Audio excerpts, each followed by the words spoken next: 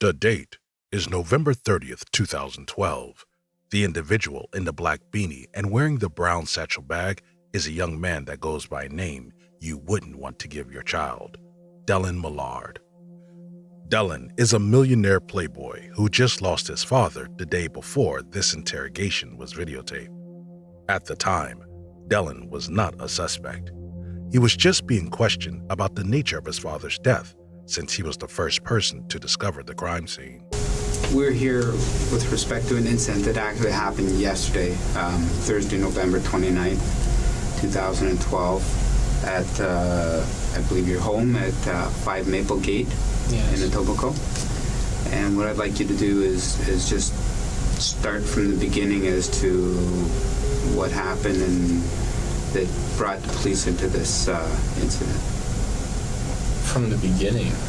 Well, I don't know what happened yesterday, but today I got back to the house sometime between 6 and 6:30. Okay, just today we're after midnight now. Do you notice how eerily calm Dellen is? I understand that men have the tendency to contain their emotions, but in my opinion, his body language does not read grief in the slightest. Or maybe I'm judging too quickly. All right, yes, I see.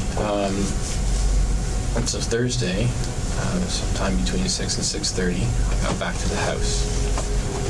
I had been working at our family business in Waterloo.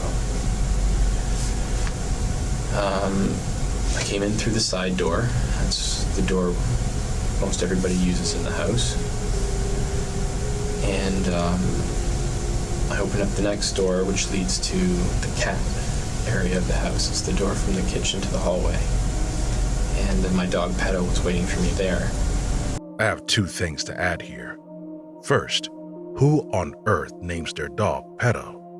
Second, I want you to take note of the many useless details Dellen gives the detectives, how he talks about the things that do not add anything to the investigation, while also avoiding the core reason for the questioning. And I walked down the hallway, and I walked to my room, and I picked a sweater out of the closet. It had been a cold day. And then I was on my way back to the kitchen to make a snack, and I noticed that my father seemed to still be asleep in bed, which was odd because it was late in the afternoon. And so I poked my head in, and something didn't really seem right about the way he was laying. He was laying very stilly. And then I walked into the room, and I saw the blood on the pillow. And for a moment I had to leave the room. I actually went back to my room. And this is where things begin to unravel for me. You need to marvel at how much of a terrible liar Dellen is, and how unbelievable it is that the police didn't immediately think he was a suspect. First, he talks about something on the pillow, which is a classic way liars distance themselves from an act. They deliberately refuse to describe exactly what is required. Then, he nonchalantly mentions that he had to leave the room after seeing his father bleeding out.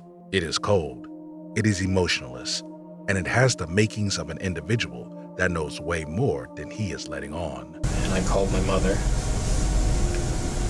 and I told her what I was seeing. I literally said, I'm standing in my dad's room, and there's blood all over his pillow, and he's dead. And at first, she thought I actually meant my dog Pedo, because she kept asking about his dog bed. I said, no, not the dog bed, his bed's pillow. And she said, well, Pedo's not dead. Who's dead? I said, my dad. And she just started screaming on the phone. And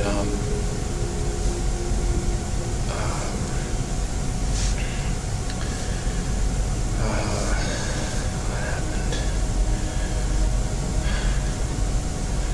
And well, I stayed on the phone with her for a while.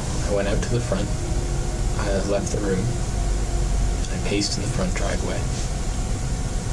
I stayed with her on the phone for a while. And I tried to get her to take a taxi, but she insisted she drive out.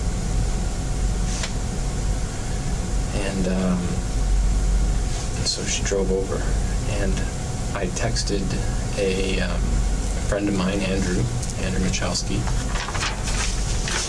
And I told him that something terrible had happened, and would he please come over? I didn't want to be alone. And he did. And we waited in the driveway together until my mother got there. And then she went in the house by herself for less than 10 minutes, more than 5. And she came back out, and she pulled out her phone and she called the police. Dellen called everyone except the police. He also succeeded in telling us every detail except how his father met his unfortunate demise. He said he found blood on the pillow. We get that. But what exactly happened? Was it a gunshot wound, a knife attack, or was he struck down by a lightsaber? You need to understand how important this question is, because when the police arrived at the crime scene, they found Wayne Millard, Dellen's father, shot through his eye. They ruled his death as suicide. Who kills themselves by shooting themselves in the eye? I am saying all this for one important reason. If the police had taken this case seriously, and if they had rightfully treated Dellen as a suspect, then maybe this woman wouldn't have had to go through this. My name is Dellen Bosma, and Tim is my husband.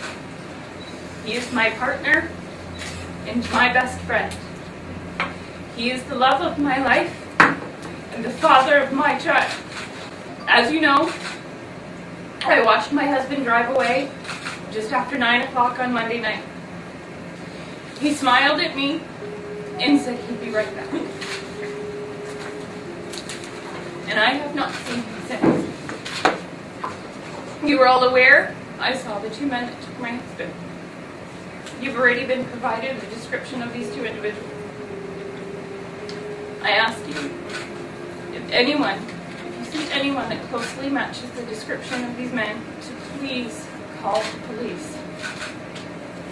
You've seen pictures of Tim and of his truck, so please, if you see Tim or the truck, please call the police. I ask, and I beg, and I plead to whomever has my husband to please let him go. Please drop him off somewhere.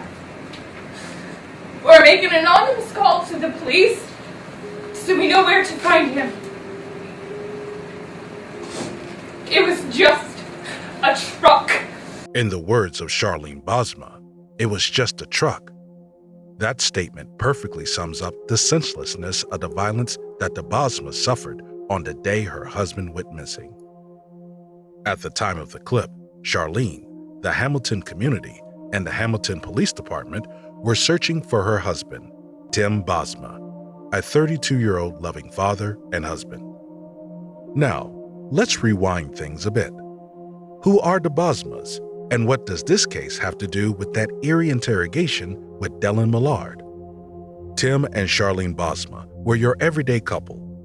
Normal, church-going, upstanding members of the community, and parents to a beautiful 2-year-old daughter. However, they were also not doing financially well. Money was tight, and the Bosmas were looking to raise money for their young family. Their only option at the time was to sell Tim's Dodge Ram diesel truck. It was a tough call because Tim had a sentimental attachment to the vehicle, but he was willing to part away with it to give his family a fresh start. So his wife, Charlene Bosma, posted an ad online. Not too long after that, they got a call from an individual that seemed like a serious buyer. He was willing to pay for the vehicle, and he said he would arrive for a test drive soon enough. On the day of the test drive, the 6th of May 2013, Tim Bosma waited into the evening for the buyer, but he didn't arrive. When it had gotten really late, Tim Bosma began to have a feeling in his gut that something wasn't right. He asked his wife, "When they come, should I go with them?" And Charlene replied, "Yes, you should, because we want the truck to come back." In her mind, she thought the worst thing would be the truck getting stolen, and she didn't want that to happen. Later that night, around 9 p.m., two individuals arrived on foot at the Bosma household in Hamilton, Ontario. Charlene watched her husband follow these individuals into the truck for the test drive. That would be the last time she would ever see her husband again. After an hour or so, Charlene tried reaching out to her husband. It was already getting too late, but he was not responding to the countless texts and voicemails she had sent him. When the nature of the situation began to dawn on her, Charlene Bosma was forced to do the one thing we all pray that we never have to do for a loved one. She filed a missing report. The community rose to her call and began to search for Tim. There was a social media campaign, and the police worked tirelessly to locate Tim Bosma. The day after his disappearance, a worker cutting the lawn at Brantford, Ontario, found a cell phone in the grass. When he switched it on, messages flooded in, so he found a home contact and rang it. Bosma's sister picked the call. 2 days later, on the 8th of May, at a news conference held for Tim Bosma's case by the Hamilton Police Department, everything came to this boiling point. This does not feel like real life. It was just a truck.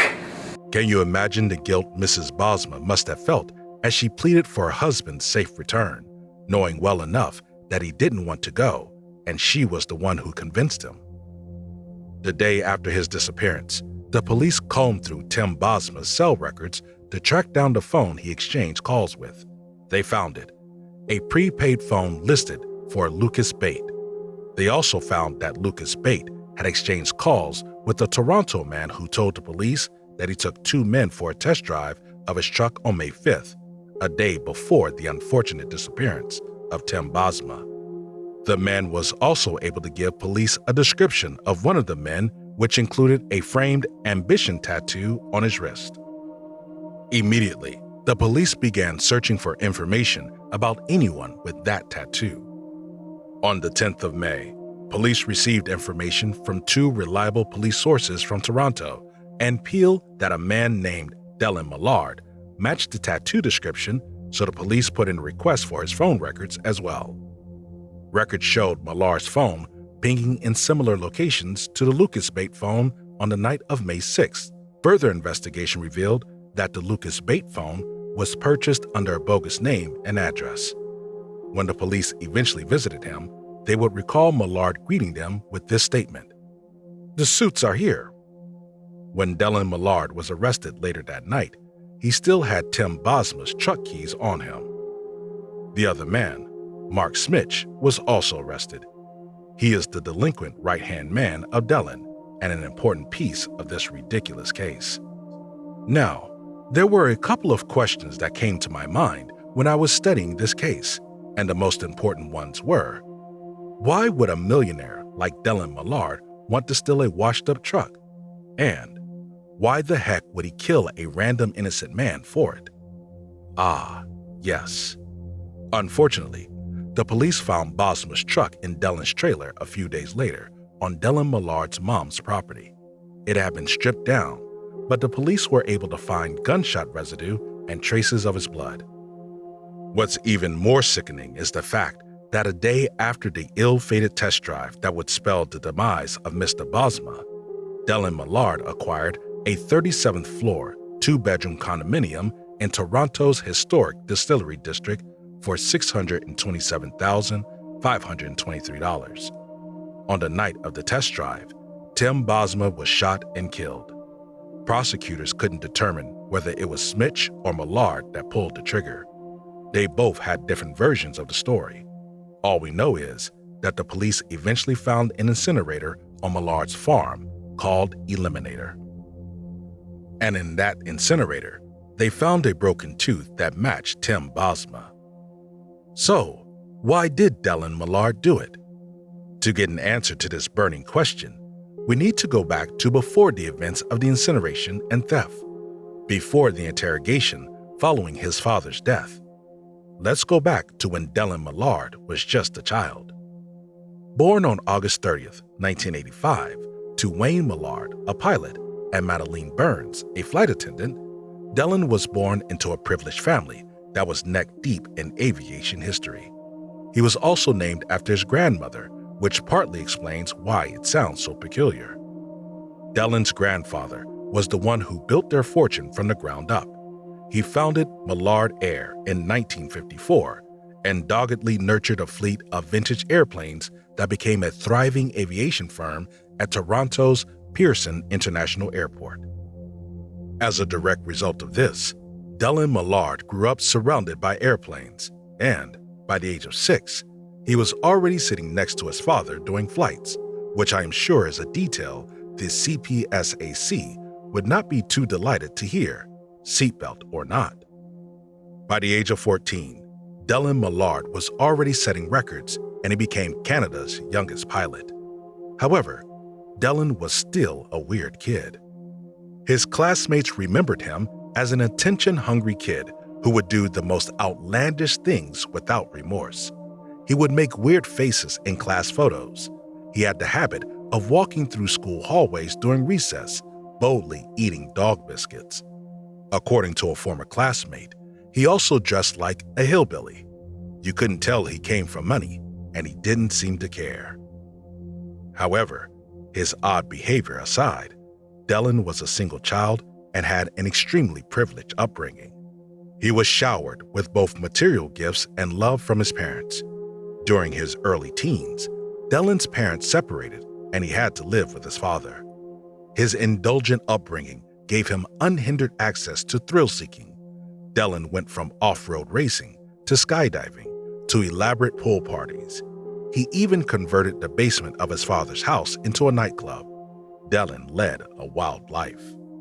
As he grew older, his father began to get more involved in his life.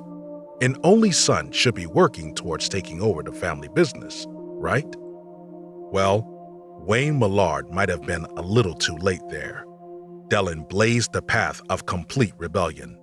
He dropped out of college, got into hard drugs, and it was during this time that he met a certain individual named Mark Smich. Mark Smich didn't share the same background as Dellen. Compared to Millard, he was poor. He kept himself through life by selling hard drugs. At the start, Dellen abhorred the man, but eventually they became buddies. It's hard to say who influenced who, since they both had similar vices, but I think it's safe to say that they complemented each other perfectly. While Wayne struggled to have Dellen run the family business along with him, Dellen dabbled before he found the one job that felt like his true calling: theft. Dellen began organizing thieving outings that he called missions. They would steal cheap, often mundane things just for the fun of it. However, when the thrill of stealing began to wear off, that is when Dellen began to dabble into murder. However, I'm getting a little ahead of myself. We had a question that we wanted to answer. Why did Dellen kill Tim Bosma? The answer is as senseless as it is simple: for the thrill. Even though Dellen Millard never admitted to taking Tim's life, and even though he accused Mark Smich of pulling the trigger that ended Tim's life, we know that Dellen was completely capable of it because of the fate of this woman. Come on, just a little one. No. Yeah, just do it.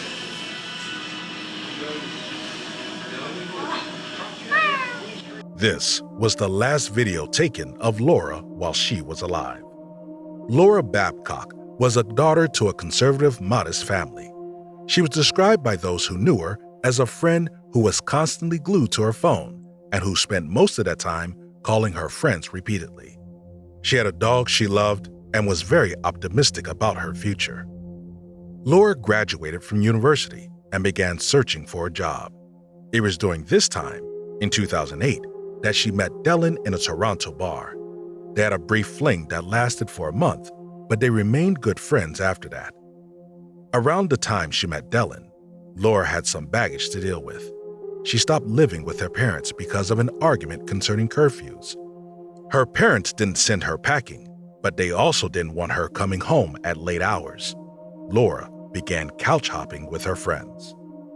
Her meeting with the wealthy Dellen, combined with her desperate situation, struck something in Laura that could happen to any naive and ambitious young lady looking for a leg up in life. She became infatuated with the man, and she attended his parties, but nothing really happened. In 2010, Laura started dating another guy, Sean Lerner. They dated for almost a year, and Sean would go over the moon for her. He also threw a birthday party where he invited her ex, Dellen Millard. Dellen Millard arrived at the party with the lady who later became his girlfriend. Her name, Christina Nuga. This meeting set the stage for a love triangle of death. At the birthday party, Nuga and Babcock got into a fight, and Laura would later apologize to Dellen for the scene they both caused. By the year 2011, Laura's life had begun to spiral out of control, and she suffered from anxiety and depression. She started harming herself and self-medicating. Her friend introduced her to escorting as a way of getting back on her feet. However, a lot of the money she got from escorting was used to fund her new lifestyle. Around this time, Laura had broken up with Sean after dating for 18 months, but they remained good friends. In June of 2012, Sean got wind of the state his ex was in, so he decided to lend a hand. He loaned her an iPad to look for jobs, and he got her a pet-friendly motel to stay. Unfortunately, around this same time, Laura had begun sleeping with Dellen again, even though he was still dating Christina Nuga at the time. When Christina found out from Laura that they were still having sex, she was furious and she confronted Dellen. Dellen told her that he'd take care of Laura, saying in a text, "First, I'm going to hurt her. Then I'll make her leave. I will remove her from our lives." He messaged Laura and told her to stay away from him. For some reason, this was not the end of their conversation. They exchanged hundreds of texts and agreed to meet at a substation in Toronto. On the 3rd of July, 2012, Millard picked Laura up from the station and the pair drove to his house in Etobicoke. On that day, her phone stopped pinging cell mast, but Dellen's mobile phone continued to do so, showing his clear movements that day. Mark Smich later received a text from Millard reading, "I'm on a mission, back in 1 hour." Then Millard took this image, and you don't need a sage to tell you what was wrapped up in that blue tarp. A few days before Laura went missing, Dellen had purchased a .32 caliber Smith & Wesson revolver, and 2 days after, an animal incinerator called the Eliminator arrived on his property. Then a Google search on Millard's computer was later discovered that asked what level temperature cremation needed to be before it could be effective. And a text message sent to Smich read, "Barbecue has run its warm-up. It's ready for meat," a few weeks later. On the 14th of July, Laura's family and Sean Lerner reported her missing to the police, but the Toronto police dragged their feet on the whole situation. They surmised that she would show up and refused to question Dellen Millard about anything. Now, let's not forget the timeline of events. Laura Babcock was the first person to disappear from Dellen's life. Months later, his father passed away before the tragically violent incident with Tim Bosma. So, the Toronto police profiled Laura Babcock. They brought up her mental health and profession and decided not to actively pursue the case, so Laura's case went cold. However, Sean Lerner didn't give up. Sean became his own private investigator and went through records of her location until he discovered that the last person she was in communication with that day was Dellen Millard. This was a good start. He went back to the police with this information, and they disregarded it. They didn't take his findings seriously. They didn't even question Dellen. Sean got so frustrated that he issued an official complaint against the police department. Meanwhile, Dellen took Laura's iPad, connected it to his computer, and changed the owner ID from Laura to Mark Smich. Not long after that, Dellen took this video of Mark rapping while reading his insanely horrendous bars off Lauren's iPad. In it, he talks about skins, bones, and ash, and her phone being at the bottom of some water body.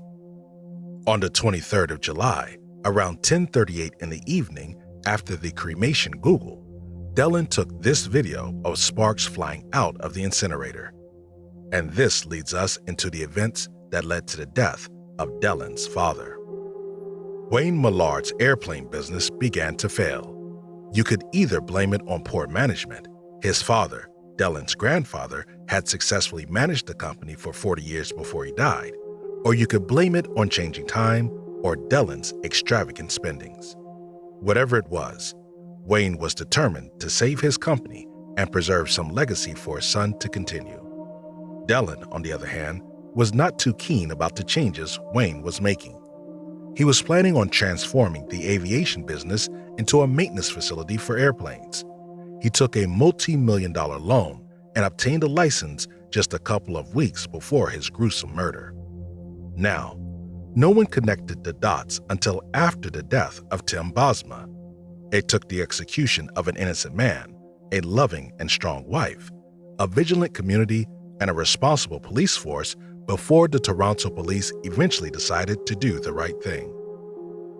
Tim Bosma's death was the final nail in the coffin of the emboldened Dellen Millard. To make matters more hectic, it was Sean who connected the dots that led to Dellen Millard being charged for the murder of Laura Babcock. When he heard that Dellen had been arrested for the murder of Tim Bosma, he contacted Laura's family, who then spoke to Hamilton police. They found all the evidence they needed when they searched both Mark Smich's property and Dellen Millard's home and farm. They found the iPad Sean Lerner gave Laura. They also found her red duffel bag at the property with her name tag still intact. The entire affair was sickening. These men kept the items of their victims as trophies. Dellen even made matters worse for himself while he was in jail awaiting trial for the murder of Laura. He wrote and smuggled 65 letters to his ex-girlfriend, Christina, from prison, stating that they needed to ensure their stories matched. He told her to say that she was with him that night and that Laura had overdosed on drugs. He also told Christina to destroy the letters, but thankfully, she didn't. And she also ignored his evil, devious plans. There were 3 chances that the police had to capture the devil called Dellen. Sean Lerner presented the first chance on a silver platter when he suspected Dellen was responsible for Laura's disappearance. The third chance was what secured Dellen's capture, and it was mostly his stupidity that gave him away. Did he really think he would walk up the front door of a couple's house, leave with one of their partners, and somehow he would get away with it? However, I feel the second opportunity was after the murder of Dellen's father. Watch this clip of Dellen chuckling during the questioning when they mentioned Mark Smich's name. Mark, your friend? Yeah. If that's in Oakville? That's in Oakville.